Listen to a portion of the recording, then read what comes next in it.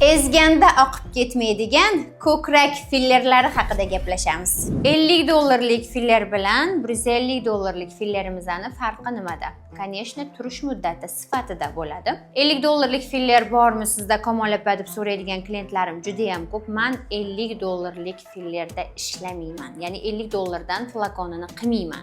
Flakoniga qarab ham ishlamayman. Men ko'krak holati, ya'ni yumshoq, o'rtacha qattimlikda qattiq mushsalan holatiga qarab o'rtacha narxi 400 dollardan 1000 dollargacha ketadigan preparatlarni aytaman. Klient ko'krak razmerini xohishiga qarab narx chiqariladi va qancha filler ketishiga qarab narx aytiladi. 50 dollarlik preparatlarimizdan turish muddati 2 haftadan 2 oygacha bo'ladi. 150 dollarlik fillerlarimizning turish muddati 1 yildan 2 yilgacha bo'ladi. Hamma o'z ishiga javob beradi deganlaridek, men ham o'zimni qilgan ishimga 100% kafolat beraman. Nimaga kafolat beraman? Yeringlamasligi, irimasligi, chirimasligi, sasib ketmasligi uchun 100% yo'ldashimlar tomonidan kafolat beriladi. Ko'kraklarga qanaqa holatda body filler qo'yiladi? Ko'kraklarimizda emiziklik holatidan keyin qurishib qolgan holatda bo'ladi. Vez olib, vez tashlagandan keyin ko'kraklarimiz juda ham katta osilishda bo'ladi.